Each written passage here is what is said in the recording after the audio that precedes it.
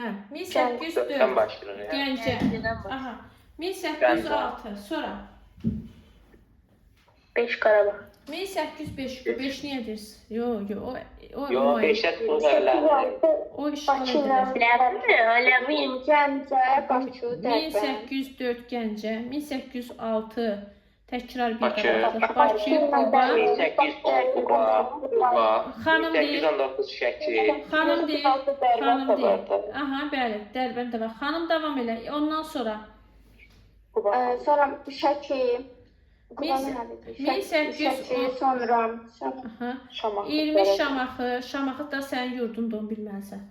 Sonra Şamaxı ilə bağlı sənə suallar verirmi xanım? Ya da sonra verərəm. 22 Güldəstə ilə xanım super bilir Şamaxı ilə bağlı bütün məsələləri. 22 Qarabağ, Lənkəran. Qarabağ xanlığı ləğv olunmuşdu. 22 Qarabağ, 26-da 1822-də 28-dən Lənkəran Aşağı xanlığı ləğv olunmuşdu. 1828. 28-dən Naxçıvan verirəm. Ay sağ ol. İndi mənə denən görüm, denən mənə xanım. Erməni vilayəti hansı ərazilərin hesabına? Xanım danışır, sakit olursunuz. Hansı ərazilərin hesabına yaradılıb? Naxçıvan və İrəvan. Naxçıvan və İrəvan. Nə vaxta qədər mövcud olubdu bu erməni vilayəti? 1851-28-də 1840-a qədər. Aha, 1840-cı ilə qədərdir, doğru. Əla. Yaxşı, indi davam edirik. Bu əraziləri, ləğv edilən bu ərazilər kimlər tərəfindən idarə edilirdi xanım? Komendant idarə üsulu. Komendant idarə üsulu. Əzim, komendant idarə üsulu neçənci ilə qədər mövcud olub? Heç kəsin sevmədiyi o mövzudayıq. 1804-dən 1840. 1840-cıdır. Kiminsə qapısı döyülür. Daha o qədər dərs oxumusunuz ki, deyirlər ki, dərsdən ayrılır. Deməli sonra, burada bizim diqqət yetirək. Məsələn, mən deyim tez-tez ya da kim desin, Güldəstə də deyə bilər. Niyə ki? Deməli, komendant idarə üsulunda komendantların geniş səlahiyyətləri var idi. Hansı səlahiyyətləri var? Onlar deməli bütün təsərrüfatı idarə edirdilər. Sonra naibləri və s. təyin edirdilər, təsərrüfatla maraqlanırdılar. Sonra ölüm hökmü hüquqları yox idi, amma insanları öldürməkdən çəkinmirdilər. Bundan başqa vergiləri onlar yığmırdılar. Vergilərin Sonra bir də onlar özlərinə naiblər o vergilərin yığılmasını çox vaxt qarışdırırlar. Bunlar özlərinə əziyyət verib vergi yığandılar. O boyda bunların işlədəsi onlar naiblər yığır, sonra bunlara verir. Bəli, bunlar vergi yığmaz. Bunlar vergi yığmaz. Yoldaşlar, bunlar vergi yığmır. Bunlar naib kəndxudaya deyir ki, get vergini yığ. Əvəzində də bu yazıqlara heç maaş da vermir. Heç nə vermirlər. Sadəcə bəzi iltizam əldə edirdilər. İmtiyazlar əldə edirdilər. Bəli, bəzi imtiyazlar. İlahi, indi müasir dövrdə bu nəyəsə bənzirdir, amma qoyun danışmayayım, elə sakit qalsam yaxşıdır. Komendant idarə üsulu dövründə məhkəmə sistemində edilən dəyişikliklərdən danışacağıq. Yoldaşlar, əsas məhkəmələr var bizim üçün. Burada şəriət məhkəmələri var. Bəzən şagirdləri çaşdırmaq üçün deyirlər ki, Çar Rusiyası dövründə, bax biz artıq Çar Rusiyasının tərkibindəyik. Deyir ki, şəriət məhkəmələri ləğv edildi. Şəriət məhkəmələri ləğv edilməyibdir. Əvvəlki rolunu itirir. Bəli, əvvəlki rolunu və yaxud onların tutaq ki, səlahiyyətləri məhdudlaşdırılır. Azaldılır. Bax, bu məsələdə diqqətli olmaq lazımdır. Sonra burada bir dənə də məsələ var. Məsələ ondan ibarətdir ki, burada əyalət şəhər məhkəməsi var. Sədrlik edən yenə komendantdır. Komendant sözü yenə ön plandadır. Və hərbiçilər üçün Səbinə, hansı məhkəmələr var idi hərbiçilər üçün? Şəriət məhkəmələri. Şəriəti deyən kim idi? Şəriət əzizim, baxır kəbin, talaq, vərəsəlik məsələsinə, baxır səhra məhkəmələri. Səhra məhkəmələrinin Nihat bəy, ən böyük ədalətsizliyi nədir? Mən mülki cinayətləri də burada baxırdı. Mülki cinayət. Nədir o mülki cinayətdir? Bəlkə kimsə bilmir. Mən insanların bir-birini yaralamasısa, mən... Nə bilim, kimsə kiminsə tutaq ki, toyuğunu uğurlayıb, tutaq ki, kimsə tutaq ki də hücum eləyib, nə bilim, evini oğurluq eləyib.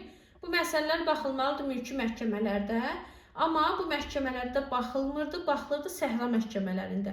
Niyə ədalətsizlik deyir? Sən məsələn sual verə bilərsən ki, Baxılsın da Səhra məhkəməsində nə olacaq ki? Çünki ona görə ədalətsizdir ki, Səhra məhkəməsinə bir iş gedirsə, orada mütləq ölüm hökmü verilirdi. Yəni bu kimsə tutaq ki, oğurluq edibsə, nə bilim tutaq ki, nəsə oğurlayıbsa, o adam ölümlə nəticələnirdi. Ümumiyyətlə qərar ölümlə nəticələnirdi. Biz bilirik ki, Çar Rusiyasının dövründə məhkəmələr rus dilində aparılıbdı. Hansı dövr istəyirsəndən soruşsun, məhkəmələr rus dilində aparılıbdı sözünü diqqətlə nəzərdə saxlayırsan. Bir də Azərbaycanda soruşa bilər ki, adlı icraçılar məhkəməsi olmuşdurmu? O yaradılmır. O yaradılmır. Heydər Əliyevin dövründə adlı icraçılar məhkəməsini yaratmağa çalışır, o da yaratmır. Olmayıb. Azərbaycanda adlı icraçılar məhkəməsi görsən, oxuduğun şərtin daxilində üzərində xətt çəkirsən. Deyirsən ki, Azərbaycan adlı icraçı məhkəməsi olmayıb. Və məndən izahını da verəcəm nədir deyə, amma indi yox. Çünki dərsimiz uzundur. Deməli, mən 1804-də ermənilərin köçürüldüyünü gördüm. 1828-də kütləvi şəkildə köçürüldü. 29-cu da Ədirnəyə görə köçürülürdü. İndi gəlirik biz Almanların köçürülməsinə. Bəli, Almanların köçürülməsinə. Almanların köçürülməsi 1817-18-ci ildədir. Bəli, indi mən burada soruşmaq istəyirəm ki, Məlahət xanım, ilk yaradılan məhkəmə hansı məhkəmədir? Koloniya. Almanların köçürüləcəyi oldu da mənim o Aniyefel belə bir şey. Yelenendorf. Yelenendorf, Arnendorf. Annanfeld. Bəli, Annanfeld. Oldu səbəbi də ki, şərq. Aha. İlk Alman koloniyası Yelenendorf. Ən sonda digər yaradılansa Annanfelddir ki, bu da Şəmkir rayonu ərazisindədir.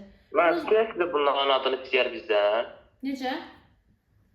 İstəyirsə də bunların adını istəyər bizdən. Situasiyada, bilirsiniz necədir? Situasiya biraz həssas məsələlərə toxunur. Məsələn, üsyanlara toxunulur. Tutaq ki, 30-cu illərin üsyanı soruşulur. Məsələn, Zaqatala üsyanı məncə soruşula bilər. Yəni, orada bilsən necədir? Yəni, keçən il məsələn soruşuldu nə? Xanlıqlar. Məsələn, bu il o soruşulmaz.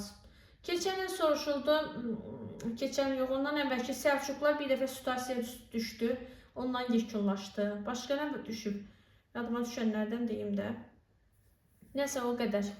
Sonra müasir dövrdən Yis dövrü düşüb, o Yis dövrünün gərək gələn dəfə deməli biz qısaldaq. Yis dövrü düşmüşdü 3-cü qruplara, pandemiya dövründə yadımdadır. 3-cü qruplarda ABŞ-lar var idi, ABŞ-lar artıq düşməz. Mən elə bilirəm ki, indi nəsə də bu 3-cü gün həmin gün üçündür də 100% düşə biləcək mövzular və təxmin elədiyimiz situasiyalar üzərində dayanacaq. Görək təxminimiz düşürmü, ümumiyyətlə baş tuturmu?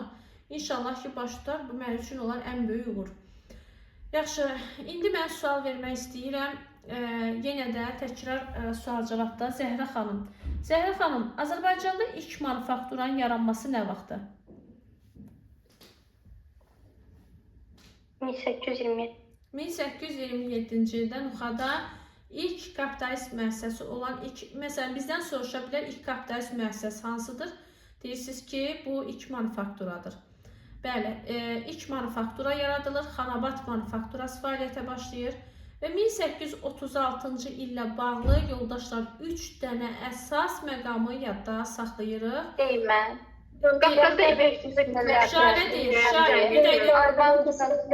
Qafqazda ipəkçilik və ticarət əkinçiliyi yayan cəmiyyət, bir də Alban katolikosluğunun ləğvi. Alban katolikosluğun ləğvidir, bəli. Yaxşı, indi mən belə bir sual verəcəm Jaləyə. Jalə, mən burada belə yadda saxlayacağım, məsələn, bizim həssas tərəfimiz nədir? Köçürülmədir də, düzdürmü? Rusların Azərbaycana köçürülməsi nə vaxt idi? Jalə deyil, yerdən heç kəs demir. Rusların 1830-cu 1830-cu deyə bilərsənin köçürülməsi. İndi Rusların köçürülməsi Çar Rusiyası dövründə yazın 1832, 19-cu əsrin 70-90-cı illəri, 3 də yazın 20-ci əsrin əvvəlləri.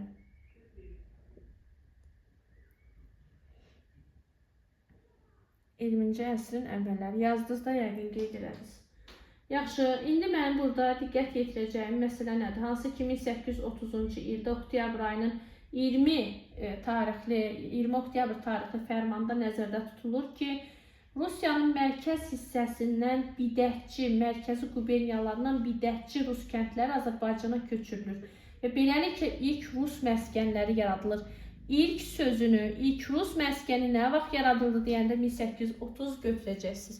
Almanların ilk koloniyası hansıdır deyəndə Göygöl rayonunda Yelenendorf. Bəli, onu götürəcəksiniz. Bu məsələdə diqqət yetirilir.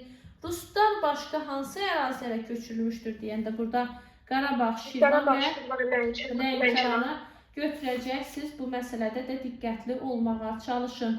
İndi bizə lazım olacaq digər məqamlardan biri də məhz 1829-cu ildə yaradılan məhz Şiə məzhəbi üçün Şeyxüslam vəzifəsi, Sünnilər üçün isə müftü vəzifəsi yaradılmışdır. Bu məsələdə də diqqətli olaq. 1821-ci ilə gəlirəm və 1821-ci illə bağlı sualı verirəm Fatiməyə. Fatimə, 1821-ci illə bağlı zəhmət olmasa məlumat ver görək həmin nədən nə nəzərdə tutulur? Burada yəqin ki, xaricdən bir mal gətirilirdi. Onun 50%-nə gömrük haqqı alınırdı. Bu da ticarətin canlanmasına səbəb olmuşdu, amma sonra ləğv edilir. Bəli. Bəs Ləman 1831-ci ildə Ləman danışır, sakit oluruq. 1831-ci ildə yeni ticarət tarifində nə deyilirdi bəs?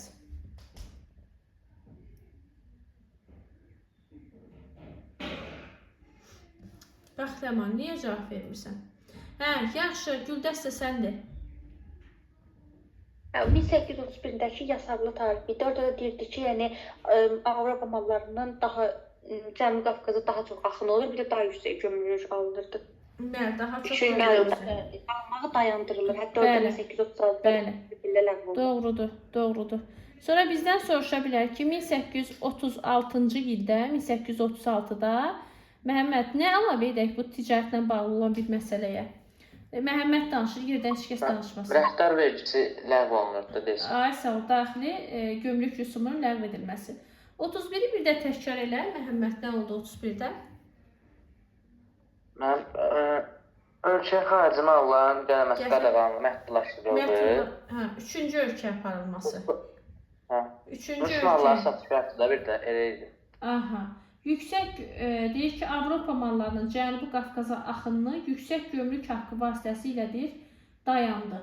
Və ən əsas məsələ bunun üçüncü ölkə aparılması qadağan olur. Artıq üçüncü ölkə məsələsi sizdə yoxdur. Sonra bizdən soruşa bilər ki, Azərbaycanda Rusiyada istifadə olunan vahid şöki ölçü pul sistemi tətbiq edilməsi nə vaxtdır? Nihat nə vaxt götürəcək? 39-43-cü illərdə. Bəli, 39 və 43-cü illər götürəcək. İndi Ləman xanım, sən mənə də görün, müstəmləkə əsarətdən qarşı baş verən üsyanlar hansılardır və yaxud da niyə bu cəmaət üsyan edir? Ay Allah, başla. Deməli, bu üsyanın siyasi, iqtisadi və sosial səbəbləri var idi. Siyasi komendant dəri üsuluydu. Sosial səbəbi dini zülmü idi, yerli hakimlərin zülmü idi. İqtisadi səbəbi isə vergilərin artırılması idi. Bu Zarbala-Kəndə, Lənkəranda, bir də Qubada üsyan baş vermişdi. Zarbala-Kənd 1830, Lənkəran 1831, Qubada 1837 idi. Şəki? 38-dir mən. 1838-dir, bəli. 1838-dir. Yaxşı, Şəki üsyanına kim rəhbərlik etmişdi Məlahət xanım? Məşədi Məhəmməd idi mənim orada. Belə deyil, o həm də ki, müəyyən qədər üsyanları ləngidirdi ki, bəs onlarda çünki o qədər də kömək yox idi da, belə deyil. Aha. Quba üsyanını Məlahət xanım, digər üsyanlardan fərqləndirən cəhət nə idi? Mənim orada Hacı Məhəmməd başçılıq edirdi ona. Fərqli cəhətdə ki, mənim... Üsyanın geçində hərbi şura yaradılması. Bəli, üsyanın gedişində hərbi şuranın yaradılmasıdır, doğrudur. Sonra başqa? Həm də tələblər irəli sürülmüşdü. Bəli, digər üsyanlardan fərqli olaraq tələb irəli sürülür. Başqa? Birə sürgün olunmuşdu. Başqa? Oxşacan, ən böyük üsyan saymaq olar mı bunlar içərisində? Bəli. Ən böyük üsyandır, bəli. Üsyanlar içərisində ən böyük 12.000 nəfər adam iştirak etmişdi. Bəli. Bizim sonra Carbalakan üsyanına kim başçılıq eləmişdi? Şeyx Şaban Şeyx Şaban Həmzə. Deməz, Həmzə bəy. Aha. Şeyx Şaban Həmzə. Sonra Lənkərana Mir Həsən xan. Və Mir Həsən. Bəli, Quba xanlığına da başçılıq eləmişdi. Hacı Məhəmməd, Şəkidə də Məşədi Məhəmməddir, bəli. Oldu yoldaşlar. İndi mən hər dərsin yerini gələn həftənin sonu verəcəm də. Bizim dərsimiz bir də sabah olacaqdı. İndi mən sizə göndərirəm sınaq. Həmin sınaq